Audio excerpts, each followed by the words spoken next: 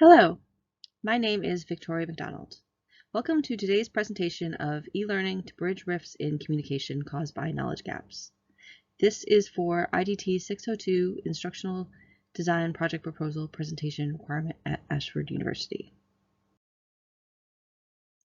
At the end of this presentation, viewers will be able to describe the target audience for the instruction, summarize the ethical components of the training, discuss the instructional strategies being used to address the knowledge gap, and recognize the assessment techniques used in the instruction. Needs statement. Flight Safety International is an aviation training company. They provide ground school and flight simulator training for a variety of aircraft. Ideally, all employees at Flight Safety would have a background in aviation. However, the need for skill diversity leads to the hiring of individuals from a variety of backgrounds. This hiring of non-aviation professionals creates a knowledge gap due to their lack of aeronautical expertise. This gap can lead to performance difficulties such as scheduling errors and communication issues between aviation and non-aviation professionals. A training class on general aviation terminology, acronyms, and other aeronautical concepts could help to close this knowledge gap. The scope of the general aviation training is to establish a baseline of aviation knowledge for the non-aviation professional group. The ultimate goal of the instruction is for everyone to speak the same language. This need was identified as a felt need from the non-aviation professional group. According to Morrison, a felt need is an individual's desire to improve his or her performance. Learner analysis. In order to fully understand the need for the instruction and the solutions to address it, one must understand the human population of flight safety. There are two subpopulations, aviation and non-aviation professionals. Aviation professionals consist of employees who were pilots before starting to work there. These include flight instructors, SMEs, managers, and the majority of the clientele.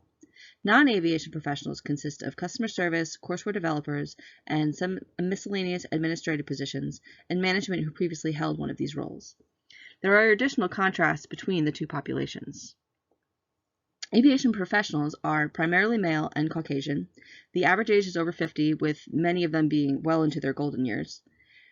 They tend to make more money than the non-aviation group. They are promoted more often. And in contrast, non-aviation professionals are primarily female and racially diverse. And they primarily are millennials, aged 25 to 35. Then their positions have much lower starting salaries compared to the pilot population. Most members of both populations are also college educated. Ethics summary. There are three categories of potential ethical conflicts in instructional design: ethical, legal, and political. According to Merriam-Webster, ethics are defined by the discipline dealing with what is good and bad and with moral duty and obligation. Study.com explains that legal standards are based on governmental laws. Ethical standards, in contrast, are based on the human principles of right or wrong. Comparatively, legal matters are a set of rules and regulations controlled by the government. With these definitions, one can conclude that regarding instructional design, a legal dimension is one that could ultimately be a punishable crime. There's also a third classification, political. Merriam-Webster defines political as the complex relationships between individuals living in society. These relationships exist everywhere, especially in the workplace. There are 6 potential areas of ethical conflict in instructional design: copyright, learner privacy, accessibility, diversity, safety, and professionalism and confidence. Copyright issues associated with the digital age, legal violations including learner privacy, and the political ramifications relating to cross-departmental issues are determined to be the most significant risks to the instruction. Copyright. Due to the digital age of the internet and technology, copyright has become a muddled issue. It is considered both an ethical and legal issue. It is effortless for an individual to grab an image off the internet for personal use. In order to create the general aviation training, imagery and other graphical assets will need to be produced. Violations can be avoided by obtaining the correct permissions. One strategy, as suggested by Lynn, is to consult the laws and policies to determine the right solution. Another strategy, also suggested by Lynn, is to consult management. One of the participants in Lynn's study stated that consulting management gives the professional an opportunity to consult legal experts regarding copyright regulations. At Flight Safety, the managers have relationships with the higher-ups who can give more definitive permissions regarding existing courseware. The management at Flight Safety also have points of contact from within the OEM, or original equipment manufacturer, so they can obtain permissions regarding the source materials for new potential graphics. Another solution for copyright would be to use stock sites that provide imagery with appropriate rights and permissions. These sites can provide the imagery available for purchase, though there are also some free options. A third option would be to create one's own materials. If one can, or who has access to people with such abilities, such as a graphics department, can create their own graphical assets for the e-learning, such as photography, illustrations, icons, and templates, this would eliminate the need for copyright permissions on those assets. In the end, it will likely be a combination of the three copyright solutions. Learner privacy. The next category of potential ethical conflict is learner privacy. Learner privacy is considered both a legal and political issue. In the internet age, learner privacy is an increasing cause for concern. The fear of data being shared or spread around can be a significant stressor for a learner, resulting in lower performance during the instruction. For a legal perspective, the sharing of confidential information is feasible due to the nature of e-learning on a digital platform. However, Flight Safety International is a worldwide company and has made a transition to become GDPR and CCPA compliant. According to the EU GDPR website, GDPR, also known as General Data Protection Regulation, is the European Union's regulatory policy regarding individual data protection and privacy. The CCPA, also known as California Consumer Privacy Act, is California's version of the regulation. Flight safety must also remain compliant with these regulations, lowering the risk of misuse of digital data of the learner. However, if these laws are violated, stiff fines and penalties would result. As long as flight safety maintains compliance with these guidelines, potential legal violation of learner privacy will be reduced. The political aspect of learner privacy is a bit more complicated. Lynn states that due to the hierarchical structure of the workplace, adult learners in training situations may feel pressured that their performance level will be judged by their superiors. Morrison mentions that the fear of being watched can lead to anxiety and paranoia that one could get into trouble if they complete the training in an unsatisfactory manner. Ironically, this can also turn into a self-fulfilling prophecy for the learner and cause enough anxiety that they unintentionally fail the training. The political repercussions of learner privacy are about people. The fear of judgment by superiors is challenging to address due to the inability of some workers to communicate these feelings to others due to fear of retaliation.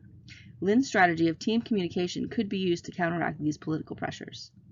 Manning suggests scheduling time to discuss the situation twice. The first time the issue is brought up can be for information's sake. Then, 2 weeks later, the issue can be addressed again when some mental distance has allowed perspective for the issues. However, these political inter-office issues are dependent on the employee's ability to address the existence of their own fear. Accessibility. The third ethical category is accessibility.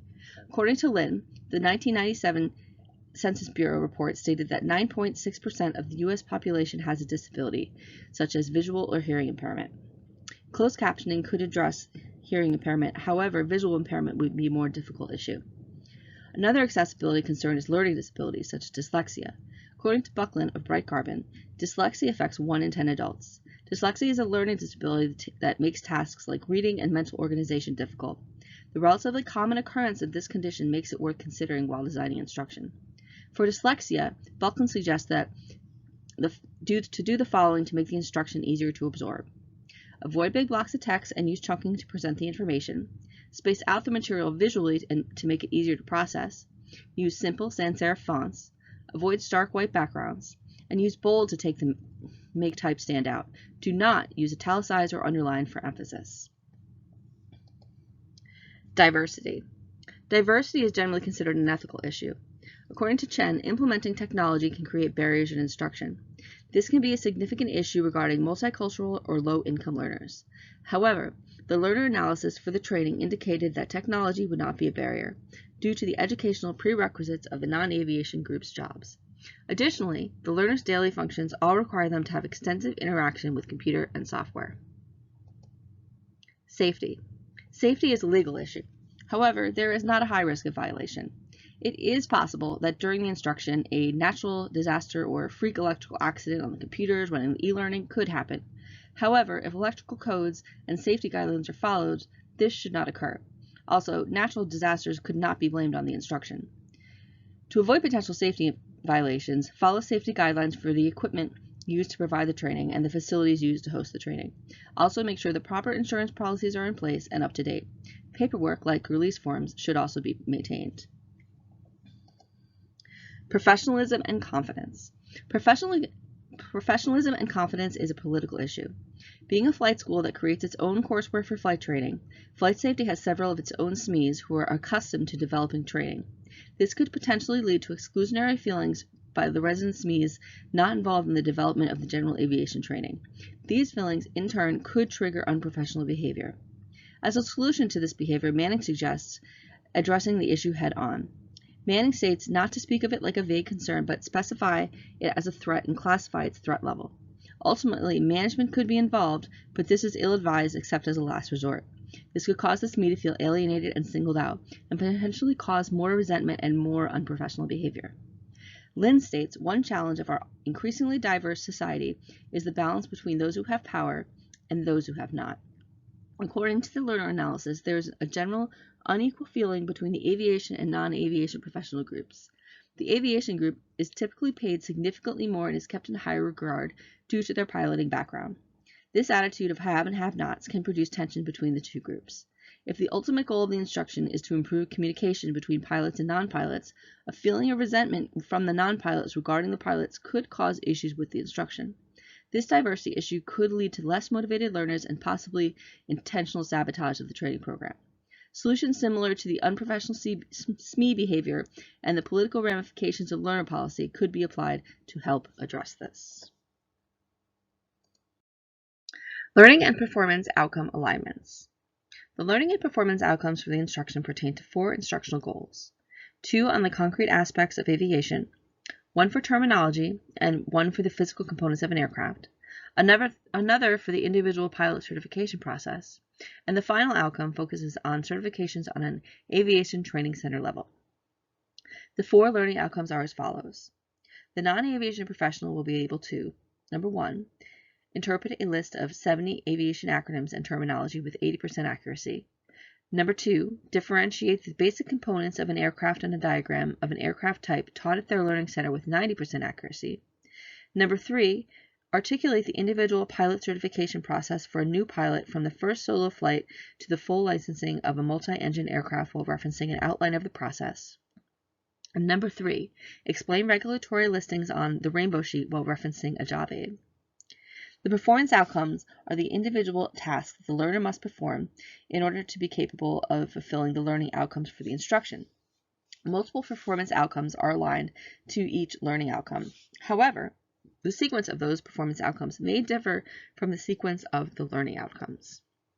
For the first learning outcome, the performance outcomes consist of explaining aviation acronyms relating to interior and exterior components of an aircraft, describing aviation acronyms relating to aviation publications, recognizing aviation acronyms and terminology relating to aircraft systems and aircraft performance such as takeoff, landing, and in-flight, and distinguishing aviation acronyms relating to the regulatory industries, pilot type ratings, training center certifications, and terminology related to the rainbow sheet. For the second learning outcome, which has to do with aircraft components, the learner will identify the essential components of the interior and exterior of an aircraft. They will complete a walk-around simulation. They will list the variations of the Embraer 145 series aircraft, which consists of a 145, 600, and 650 version. They will be able to recognize the differences between an Embraer 145 aircraft, an Embraer Legacy 650 aircraft, and an Embraer Legacy 600 aircraft. For the third learning outcome, which has to do with the pilot certification process, they will be able to define a pilot type rating, explain the primary training path to earn a private pilot's license, summarize the training path to earn a pilot's license that includes type ratings for commercial aircraft, and they will also be able to identify additional type ratings such as Cat 2, ATP, and specialized airport training certifications such as London City and Kathmandu. The fourth learning outcome, which has to do with the rainbow sheet, consists of identifying country-specific aviation authorities, demonstrating the process to locate country-specific regulations via workplace, and recognizing regulatory listings on the rainbow sheet. Instructional strategies. According to Carnegie Mellon University, when designing assignments, one should consider how to focus students' thinking in creative, challenging, and motivating ways. Morrison states that Learning is an active process in which the learner constructs meaningful relationships between the new knowledge presented in the instruction and his or her existing knowledge. In order to create these contexts for the learner, relationships between the content must be established. Using prescriptions based on the content performance matrix, one can design instructional interventions that are effective and engaging for a learner. The learning and performance outcomes in the general aviation training are primarily facts and concepts. Morrison defines a fact as a statement of association between two things. A concept is a category used to group similar ideas to organize knowledge. Some of the advanced modules in the general aviation training fall into the principles and rules category. Principles and rules are a statement that expresses a relationship between concepts. Finally, one outcome is classified as a procedure. A procedure is a sequence of steps a learner must take to complete a task. According to Morrison, there are two steps for a learning prescription. The first is to initially present the information, such as showing the definition for an acronym. The second step is to apply a generative strategy to increase the chance that the learner will absorb the information. The following is an alignment of the instructional strategies and learning performance outcomes. Individual instructional strategies. For learning outcome 1, elaborative interrogation is going to be applied. After initially being presented with the definitions of the acronyms and terminology, the learner will engage in a matching game of acronyms and definitions. The learner will also have more definitions than matching partners and will need to determine which ones do not belong. The explanation of this strategy is that understanding acronyms and terminology is based on learning facts that can be taught with recall behaviors. According to Hanshaw, the uneven numbers of definitions and acronyms allow prospective feedback to help reinforce the information. For learning objective 2, the instructional strategy is also elaborative interrogation. After an initial explanation of the topics, the learner will address the components on an aircraft diagram while being provided a list of the potential answers. The explanation of this strategy is that this learning outcome is a concept, and recall can be used to teach this idea. For learning outcome 3, demonstration and practice will be applied. This means that learners are shown the path of a pilot with a character and storytelling. The learner will then demonstrate the process by sequencing the steps of pilot certification.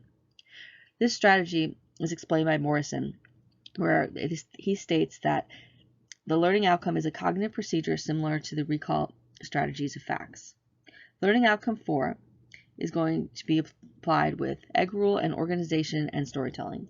The learner will continue the story from the pilot certification while being provided examples of the concepts. The learner will then assess the differences between the regulatory listings on the rainbow sheet. The explanation of this strategy is that this learning outcome is a principle or rule. According to Morrison, organizational strategies can facilitate generative learning of principles and rules. Assessment plan. Closely related to the implementation of instructional strategies is the consideration of appropriate assessment plans for the instruction. Another term for assessment is evaluation. Morrison describes evaluation as something that is, quote, used for purposes of making judgments about the worth or success of people or things, end quote. Morrison also states that the course evaluation has varied uses, such as identifying the effectiveness of the instruction and determining future improvement. According to Morrison, there are 3 types of assessment. Formative assessment, which is like, how are we doing? Summative assessment, which is like, how do we do?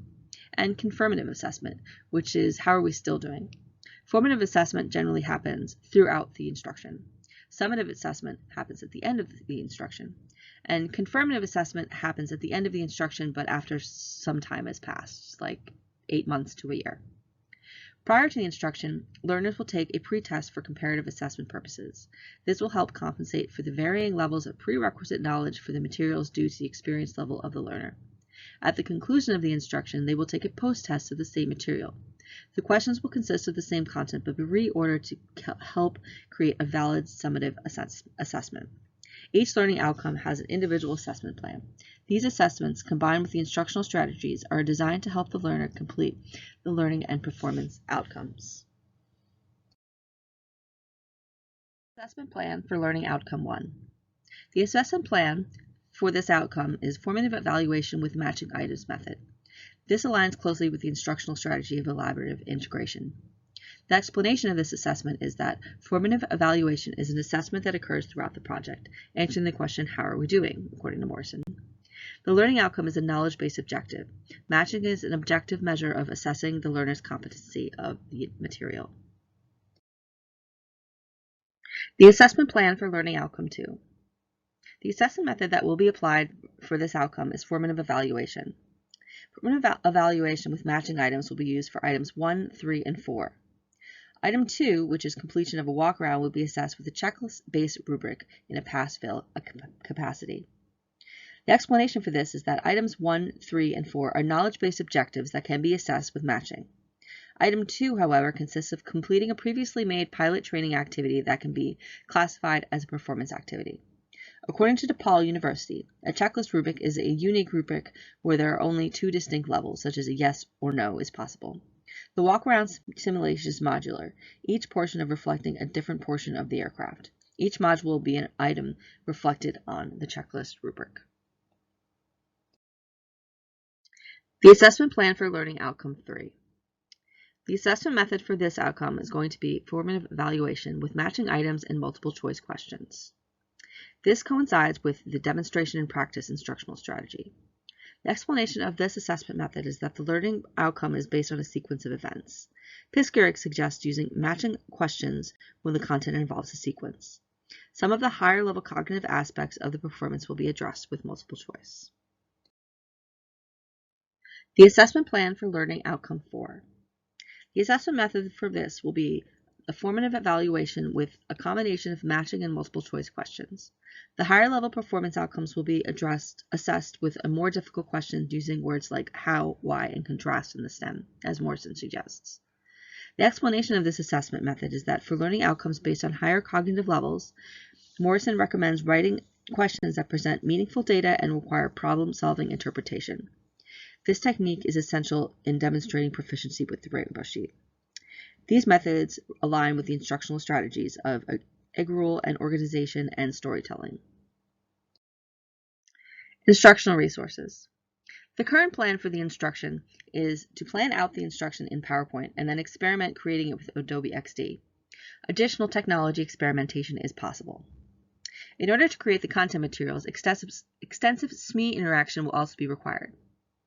The imagery, graphics, and photography can be self-produced by the instructional designer, who is also a graphic designer. These will be created in Adobe Photoshop, Adobe Illustrator, and a digital camera will also be used. Some of these can be obtained via consultation with management in order to get appropriate permissions to use previously made assets. Stock imagery may also be used to supplement some photography. Job aids for additional content will be created in Adobe InDesign and exported as a PDF. The job aid can then be viewed digitally, printed, or even laminated. The delivery methods of the instruction. The delivery is intended to be asynchronous e-learning modules. They are designed to be bi-weekly sessions, designed to be completed by the learner at their convenience. This tailors to the millennial nature of the target audience. According to Pappas, delivering micro-courses in highly digestible chunks resonates with the Google and YouTube generation.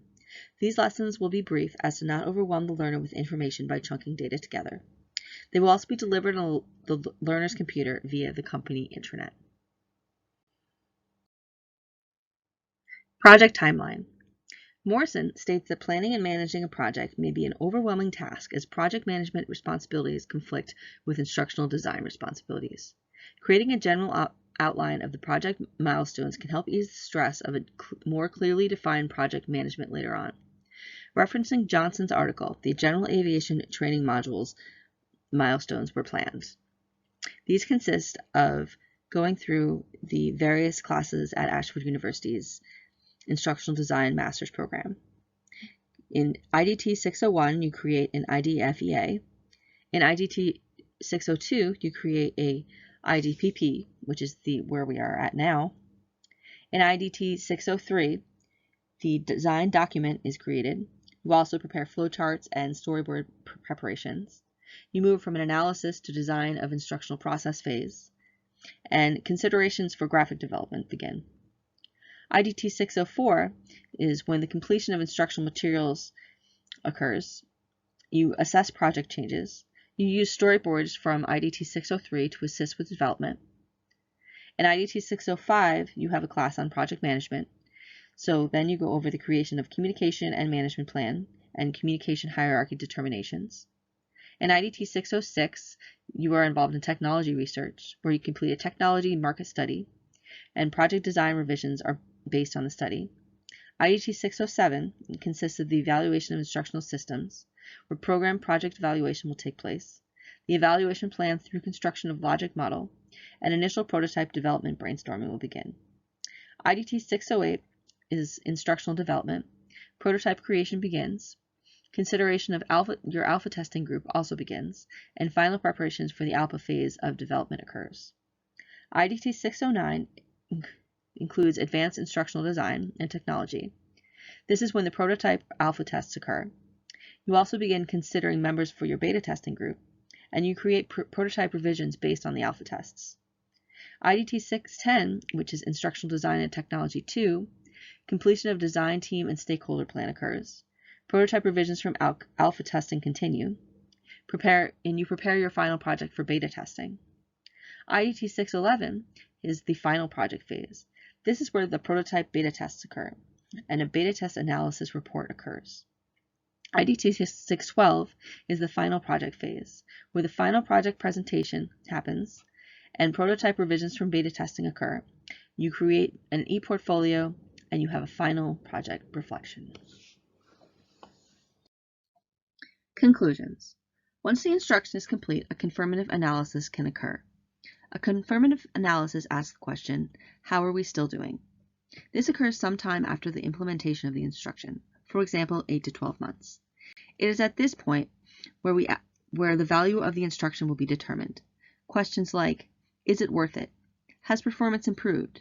Has it made an impact on the scope of the project to improve communication between the two populations? Is it even possible for individuals from such diverse backgrounds to speak the same language? These questions are all to be considered in the confirmative evaluation. Thank you for reviewing the entirety of my presentation. Here are the references for the project. Thanks again, and have a great day.